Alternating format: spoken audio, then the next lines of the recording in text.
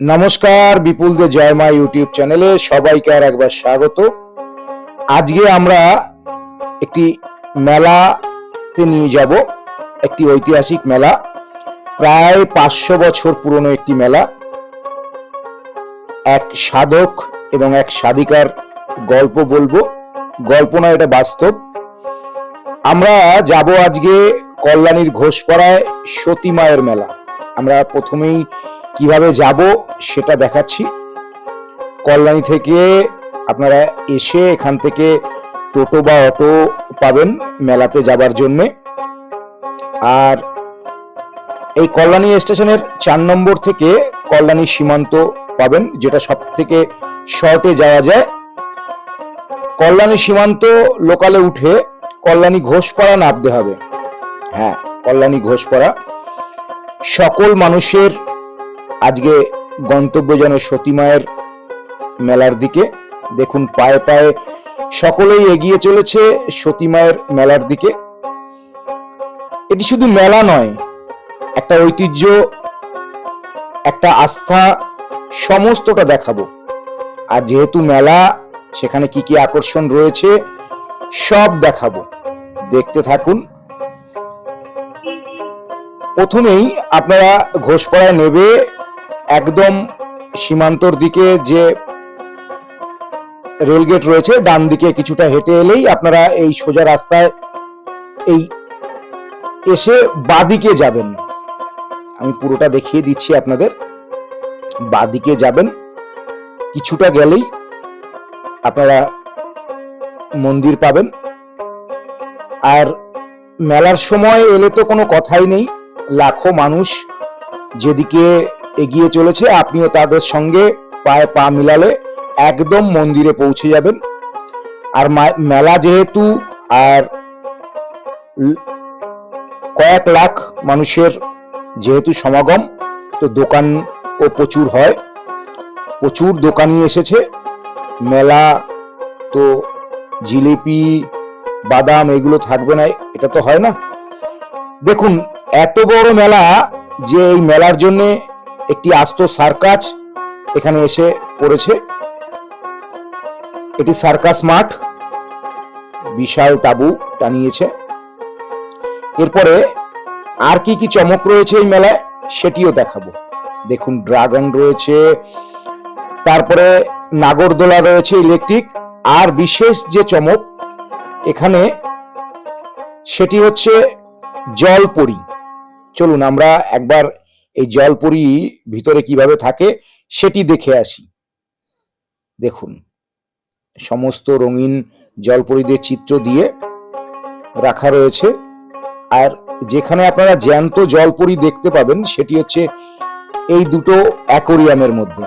সুবিশাল দুটো অ্যাকোরিয়াম, তার মধ্যে আপনারা জলপরী দেখতে পাবেন। 50 থেকে 100 টাকা টিকিটের বিনিময়ে আপনারা এটা দেখতে পাবেন। চলুন আমরা ধীরে ধীরে এগিয়ে মেলা প্রাঙ্গণে যাই। তার থেকে এগিয়ে মন্দিরের দিকে যাব। যে চূড়াটা দেখতে পাচ্ছেন, এটি কিন্তু সতী মায়ের সমাধি ক্ষেত্র। আর তার আগেই এরকম প্রচুর বাউল আখড়া এখানে তৈরি হয়, যেহেতু আউল বাউলের মেলা, এবং প্রচুর মানুষ আগের দিনই চলে এসছে, তারা হয়তো আজকে থাকবেন। আর দেখুন কি পরিমাণ বিভিন্ন সংস্থা থেকে খিচুড়ি রান্না করা হচ্ছে, সকলকেই প্রসাদ দেবার জন্যে। আপনারা কাঠ এবং খিচুড়ির যে জায়গা তা দেখলেই বুঝতে পারবেন কত মানুষ এখানে আসেন। ছোট্ট একটি দল প্রসাদ নিচ্ছে, তারই একটি খণ্ডচিত্র আমরা তুলে ধরবার চেষ্টা করছি, আপনাদের দেখাবার চেষ্টা করছি। সকলেই প্রসাদ গ্রহণ করছে। চলুন এরপরে সমস্তটা ঘুরে দেখাবো। মায়ের সমাধি ক্ষেত্র, মা যেখানে থাকতেন। এখানে আরেকটি বিশেষ জিনিস রয়েছে, সেটি হচ্ছে একটি ডালিম গাছ, যেখানে মা সিদ্ধি লাভ করেছিলেন। আর মেলা এলে আপনাদের যদি এই ভোগ প্রসাদ নাও খেতে ইচ্ছে করে, প্রচুর দোকান এখানে রয়েছে, সমস্ত রকমের খাবার আপনারা পাবেন, ইন্ডিয়ান থেকে চাইনিজ, ফাস্ট ফুড, সব ধরনের। চলুন ধীরে ধীরে আমরা মন্দিরের দিকে এগিয়ে চলি। আর এখানে প্রসাদের ডালার প্রচুর দোকান হয় এই যেহেতু এই উৎসব সম্বন্ধে। আর ইতিহাসও বলবো, কেন অন্য কোনো দিন নয়, শুধু দোল পূর্ণিমার দিনই এই মেলা হয়, তারও ইতিহাস বলবো, দেখতে থাকুন। চলুন তাহলে প্রথমেই এই প্রসাদের দোকান দেখতে দেখতে মন্দিরে প্রবেশ করি। প্রথমে আপনাদের দেখাবো মায়ের সমাধি মন্দির। হ্যাঁ, প্রথমেই আপনাদের সমাধি মন্দিরে নিয়ে যাব এবং মা যেখানে শয়ন করতেন সেই খাটও রয়েছে, সেটি দেখাবো। আপনারা এখান থেকে ঢুকলেই প্রথমে হাত ধুয়ে নিতে পারবেন, তার ব্যবস্থা করেছে এই ট্রাস্টি বোর্ড। আর মন্দির প্রাঙ্গণে ঢুকলেই আপনারা বুঝতে পারবেন, যদিও আধুনিকতার ছোঁয়া বা নতুন করে টাইলস বসেছে, কিন্তু পুরনো বিল্ডিং গুলো দেখলেই আপনারা বুঝতে পারবেন কত প্রাচীন এই মন্দির। কিন্তু মায়ের সমাধি মন্দির নতুন করে নবরূপে সেজে উঠেছে বা সাজিয়েছে। দেখুন কি পুরনো সব বিল্ডিং, এটি দেখলেই বুঝতে পারবেন প্রাচীন বা প্রাচীনোত্তর ছোঁয়া রয়েছে। আর এই যে মায়ের সমাধি মন্দির, এটি কিন্তু নবরূপে সাজানো হয়েছে বা নবরূপে তৈরি করা হয়েছে। চলুন আমরা ধীরে ধীরে মায়ের যে সমাধি স্থল সেখানে ঢুকবো, মাকে প্রণাম নিবেদন করব আর আপনাদের সকলকে দেখিয়ে দেব। প্রথমেই মায়ের যে বিছনা, যে খাটে উনি থাকতেন, সেই খাটটি এখনো সাজিয়ে রাখা হয়েছে একটি ঘরে, আপনারা সেটা দেখছেন।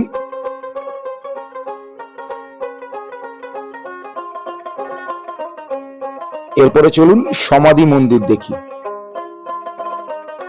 এটি মায়ের সমাধি মন্দির, এখানে মাকে সমাধি দেওয়া হয়েছিল। সেই সমাধি মন্দিরে সবাই তাদের শ্রদ্ধার্ঘ্য নিবেদন করছেন, পুষ্প নিবেদন করছেন, তাদের শ্রদ্ধা, তাদের আকুতি মায়ের কাছে জানাচ্ছেন।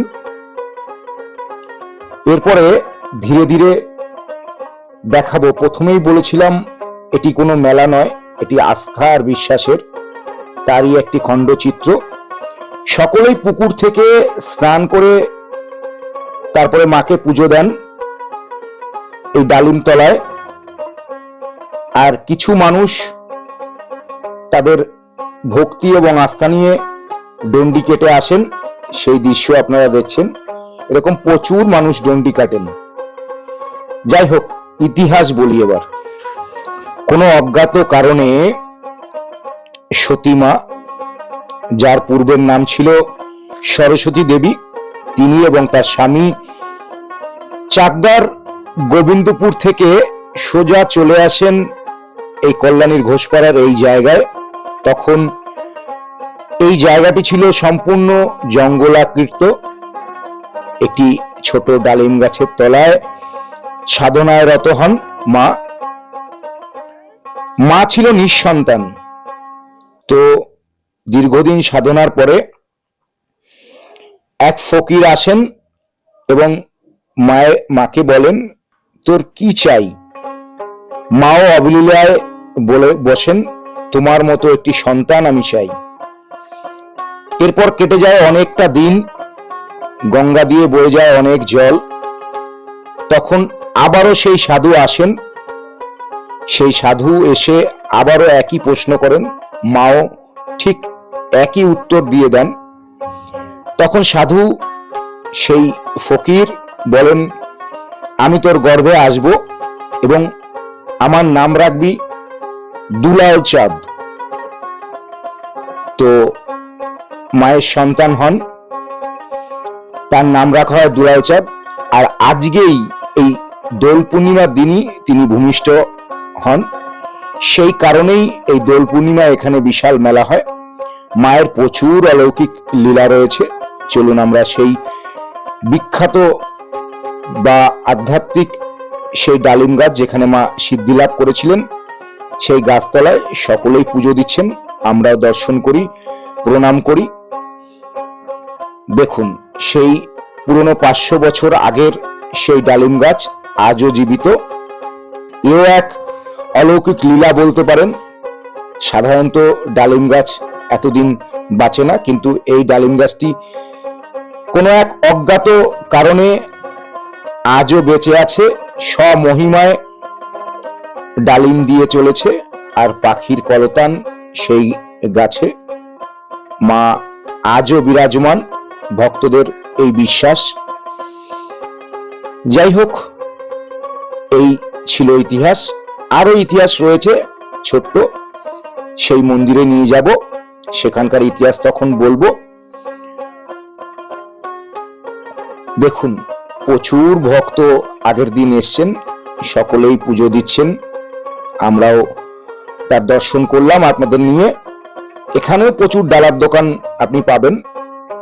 আর যেহেতু আপনি এই রেলিংটি দেখলে বুঝতেই পারছেন প্রচুর ভক্ত, কয়েক লক্ষ ভক্ত আসবে, সেই কারণে এই রেলিং দিয়ে যাতে কোনো রকম দুর্ঘটনা না ঘটে তাই ঘিরে রাখা হয়েছে, লাইন করা রয়েছে। চলুন ধীরে ধীরে আপনাদের সম্পূর্ণটা দেখিয়ে দেব, দেখতে থাকুন। আর দেখতে দেখতে যদি ভালো লাগে তাহলে একটি লাইক, আর চ্যানেলে নতুন হলে চ্যানেলটি সাবস্ক্রাইব করে সকলের আশীর্বাদ চাই। আশীর্বাদ কিন্তু করতেই হবে। এরপরে চলুন, যে পুকুরের কথা বলেছিলাম, যে পুকুরে স্নান করে মানুষ পুজো দেন, সেই পুকুরের কাছে আপনাদের নিয়ে এসেছি। চলুন দেখতে থাকি। দেখুন, প্রচুর মানুষ স্নান করছেন, সকলেই পূর্ণ লাভের আশায় স্নানে রত। আমরাও সেই দৃশ্য আপনাদের সামনে তুলে ধরছি। এরপরে দেখাবো আরো একটি ইতিহাস। ইতিহাস নয়, মায়ের এক ভক্ত ছিল, কাঁচরাপাড়ায় বাড়ি। তিনিও নিঃসন্তান ছিলেন। তিনি মায়ের কাছে এসে বারবার করে তার সন্তান লাভের আশায় মাকে জানাতেন তার দুঃখে কথা।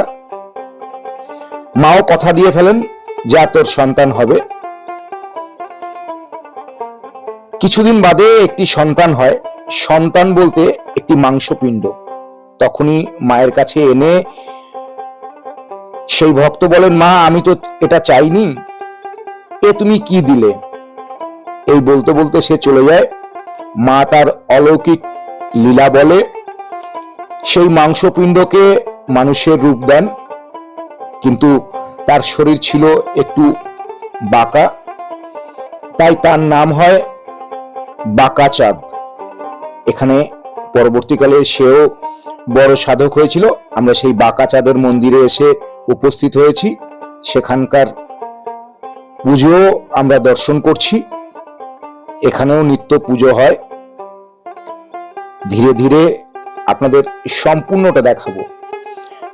আর মা কিন্তু শুধু আধ্যাত্মিক জগতে বা আধ্যাত্মিকতায় বিশ্বাস করতেন না, শিক্ষায় বিশ্বাস করতেন। তো মা চেয়েছিলেন একটি লোক শিক্ষার জন্য স্কুল। ট্রাস্টি বোর্ড সেই স্কুল তৈরি করেছে। দেখুন কি সুবিশাল স্কুল, সরস্বতী ট্রাস্টের নামে, মায়ের নামে। মায়ের একটি এখানে মর্মর মূর্তি রয়েছে আর সুবিশাল স্কুল। যাই হোক, সম্পূর্ণটা দেখিয়ে দেওয়ার প্রয়াস করলাম, দেখিয়ে দেওয়ার চেষ্টা করলাম। জানি না কতটা দেখাতে পারলাম। যাই হোক, আপনারা যে কোনো দিন আসলে আপনাদের ভালো লাগবে, আর মেলায় আসলে তো কথাই নেই।